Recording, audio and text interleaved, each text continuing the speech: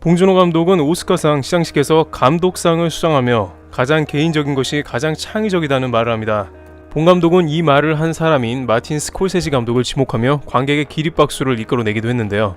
봉준호 감독의 이 말이 중국의 네티즌들에게 적지 않은 요동을 치게 하고 있는 것으로 보입니다. 한 중국 교포는 중국이라는 것을 봤을 때 이런 반응이 나오는 것은 매우 이례적입니다고 했습니다.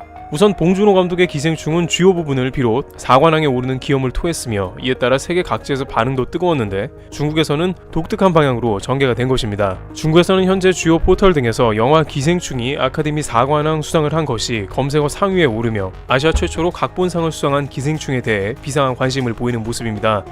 오늘자 웨이보에서는 기생충 관련 태그로 게시물이 넘쳐나고 있는 상황이기도 합니다. 이렇게 중국에서 관심을 어느 정도 갖는 것은 당연합니다만 평소와는 다소 다른 모습을 보입니다. 중국 네티즌들은 각본상, 작품상, 감독상 이 세 가지 핵심 부분을 수상한 것이 매우 인상적이었던 모양입니다. 그러면서 이런 대단한 상을 받게 된 근본적인 이유를 이야기하기 시작하는 것입니다. 한 네티즌은 아시아에서 한국 영화는 독보적으로 창의적이고 최고의 수준을 보인다고 극찬했는데 갑자기 중국의 영화 현실을 비판하기 시작합니다. 중국 영화는 그야말로 한숨이 나온다는 것입니다. 중국에서 주로 사용되는 영화는 자국 중심 영화들로 수준이 너무 낮다는 것입니다. 대부분은 애국주의 영화로 중국인이 전 세계를 구해낸다는 구시대적 영화가 스크린을 독점하죠. 그러면서 이것이 중국 정부의 검열 때문이라며 뜻밖의 중국 당국에 대한 불만을 터뜨립니다. 실제 기생충만 해도 중국에서 상영이 금지가 되었는데 그것은 권력층에 대한 비판이 내용에 들어가게 되어 중국 공산당에서는 이를 허락하지 않으며 많은 중국인들은 기회조차 박탈당했습니다.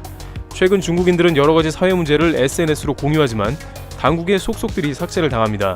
이렇게 중국 당국이 은폐하고 숨기는 문제가 많아지니 중국인들은 자신들이 위험에 처하게 된 것이며 중국뿐만 아니라 전 세계를 위협하는 민폐가 된 것이라는 목소리도 나옵니다.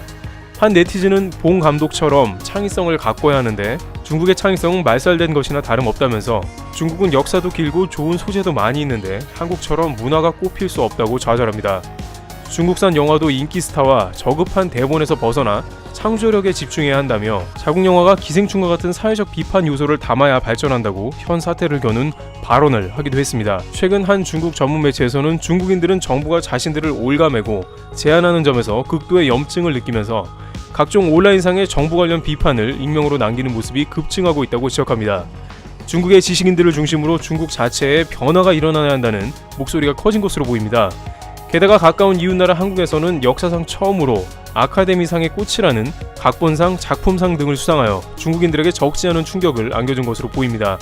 중국의 암담한 현실에 기생충의 수상 소식은 중국의 또 다른 형태의 자극을 준 셈입니다.